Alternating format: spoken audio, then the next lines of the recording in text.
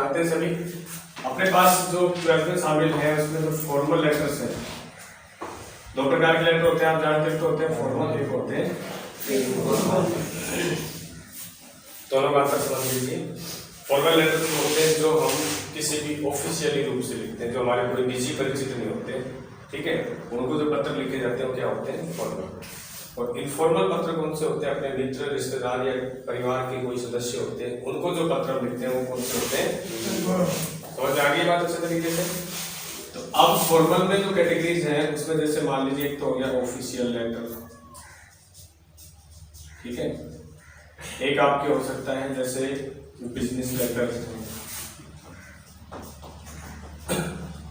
और एक आपके हो जाता है जॉब एप्लीकेशन।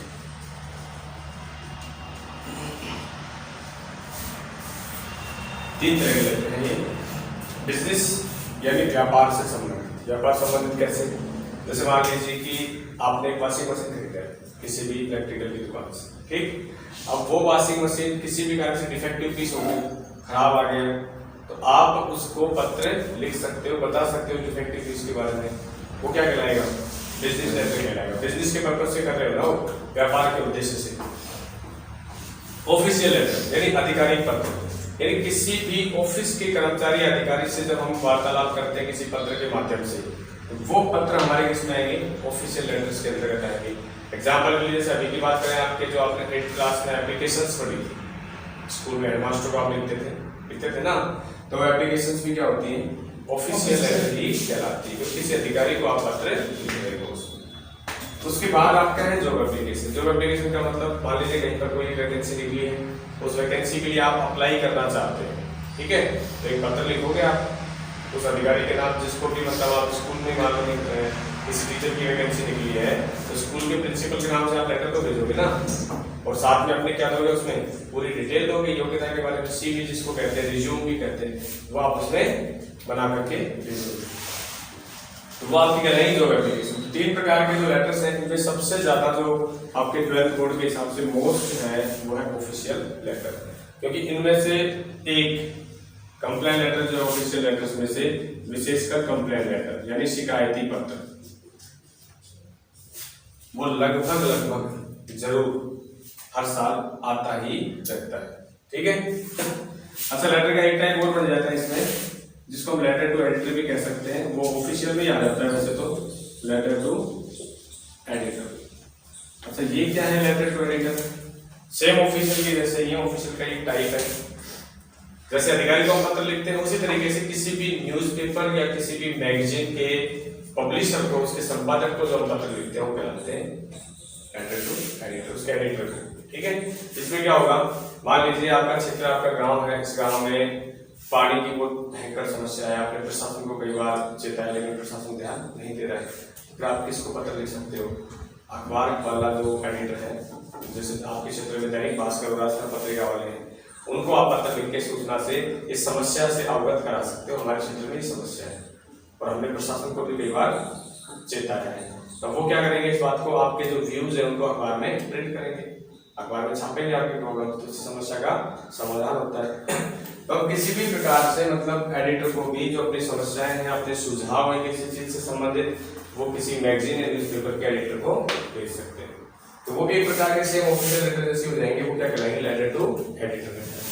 प्रकार समझ में आगे सारे। हम सबसे पहले पढ़ने वाले कौन से लेटर, लेटर टू एडिटर, और इसके जैसा ऑफिशियल लेटर। सबसे पहले चलो ऑफिशियल वाला पढ़ लेते हैं, एडिटर वाला बाद में पढ़ लेंगे। ऑफिशियल लेटर पहले पढ़ते हैं, इसमें कंप्लेन करनी, शिकायत करनी, क्योंकि सबसे ज्यादा यही आता है बोर्ड परीक्षा में, ठीक है। और कितने मार्क्स का है ये, 7 नंबर का है आपका, फिक्स 7 नंबर आपके इससे शामिल है। तो पहला जो लेटर हम पढ़ने वाले हैं ऑफिशियल, उसके बाद क्वेश्चन देख लो, क्या क्वेश्चन लिखते हैं। मान लीजिए लिखा हुआ है, देखो ध्यान से समझो क्वेश्चन क्या है। Imagine you are Mohit oblique Monica, आपको कोई नाम बताया गया, बोयज जो आपको क्या मानेंगे मोहित, गर्ल्स क्या मानेंगी मोनिका, और आप कहाँ रह रहे हैं, लिविंग एट 53 आदर्श नगर अलवर, ये आपका एड्रेस दिया हुआ है, आप इस जगह पर रह रहे हैं। आगे लिखा है write a letter to your area police inspector, पत्र किसको लिखना है, आपके क्षेत्र के पुलिस इंस्पेक्टर को पत्र लिखना है, किस बारे में, complaining him about increasing thefts in your locality.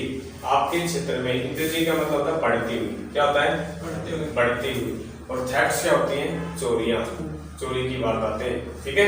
In your locality, आपके क्षेत्र में, तो आपके क्षेत्र में लगातार चोरी की वारदातें बढ़ती जा रही हैं, तो उसके लिए शिकायत करते हैं किसको पत्र लिखना है? आपके क्षेत्र के पुलिस इंस्पेक्टर को पत्र लिखना है। क्लियर? अब पहले ध्यान से पैटर्न समझ लीजिए, हमारा पैटर्न कैसा होना चाहिए, मतलब पैटर्न गलत होगा तो नंबर कट जाएंगे फिर, ठीक है ना। किसी भी लेटर में सबसे पहले हम लिखते हैं एड्रेस। क्या लिखते हैं? एड्रेस। ये एड्रेस किसका होता है? खुद का। किसका एड्रेस लिखते हैं? खुद का। शिवम का एड्रेस हमें सबसे पहले लिखना है। अब आपको खुद का एड्रेस मन से नहीं लिखना क्योंकि इसमें दे रखा है, ठीक है। तो आप क्या लिखोगे यहाँ पर? 53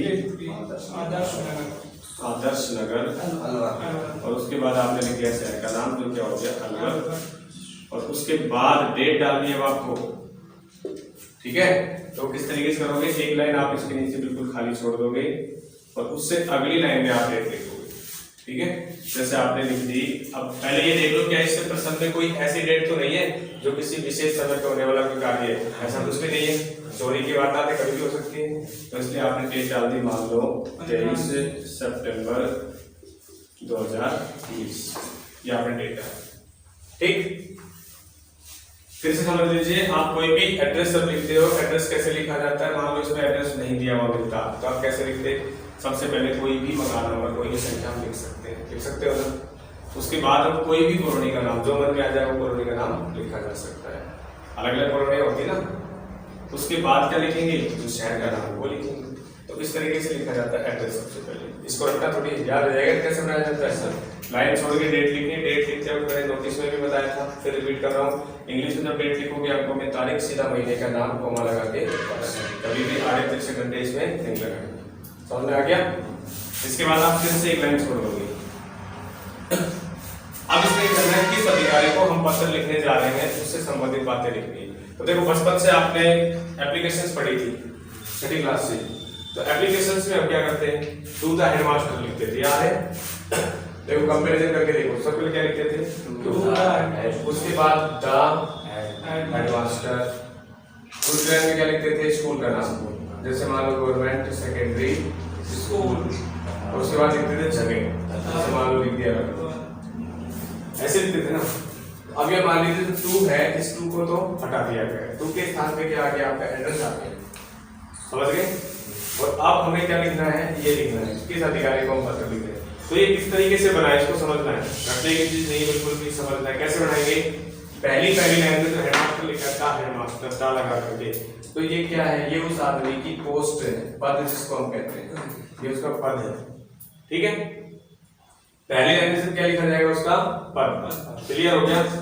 दूसरी लाइन में हमें क्या लिखा था? गवर्नमेंट सेकेंडरी स्कूल, यानी ये हेडमास्टर किस में काम करता है, क्या डिपार्टमेंट है इसका, क्या विभाग है, समझ गए?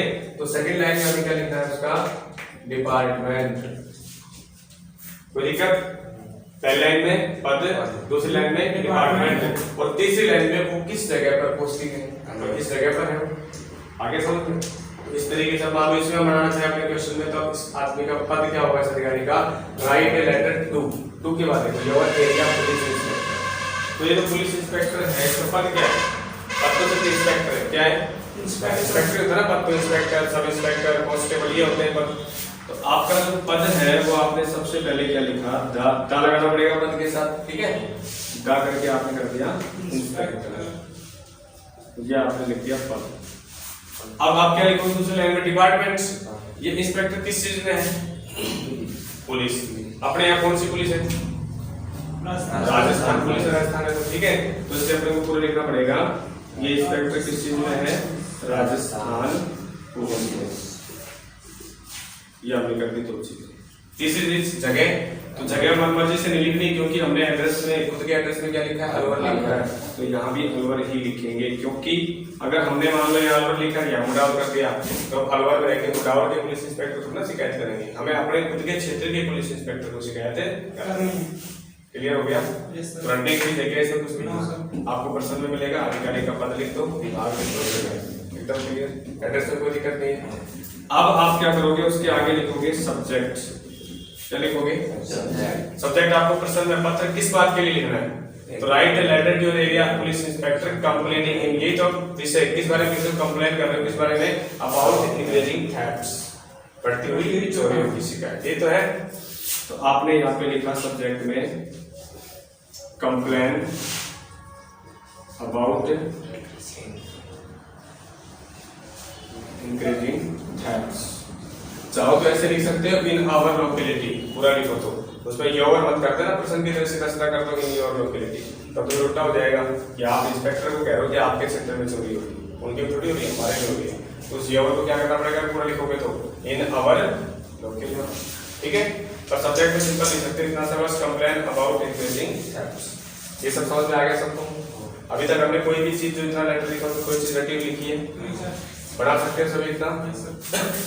अब देखिए अगली लाइन में आप क्या लिखोगे, यहाँ पर सर कोमा लगा दोगे और जो ये सर वाली लाइन है इसको खाली छोड़ देंगे, ठीक है। अगली लाइन में जो आपने छठी क्लास से लाइन याद कर रखी है वो लाइन क्या है, मोस्ट रेस्पेक्टफुली, मोस्ट रेस्पेक्टफुली।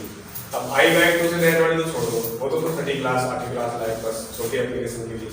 अब ऑफिशियल में आपको क्या लिखना है, ये नई लाइन याद कर लो, आपको लिखना है I want to draw your kind attention into the matter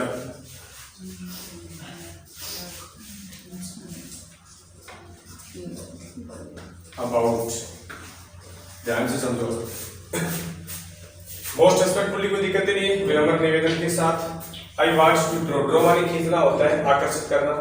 मैं आकर्षित करना चाहता हूँ योर काइंड अटेंशन, आपका ध्यान। ये अटेंशन है, एक साथ कहीं ए अलग समझ लो, अटेंशन, ठीक है, आपका ध्यान। इनटू द मैटर, इस मामले में, ठीक है। अबाउट लिख करके आपका जो सब्जेक्ट है उस सब्जेक्ट में अबाउट लिखा हुआ है, उसके आगे का पूरा लिख दो। किस मामले में ध्यान कर रहे हो, अबाउट इंक्रीजिंग थ्रेट्स,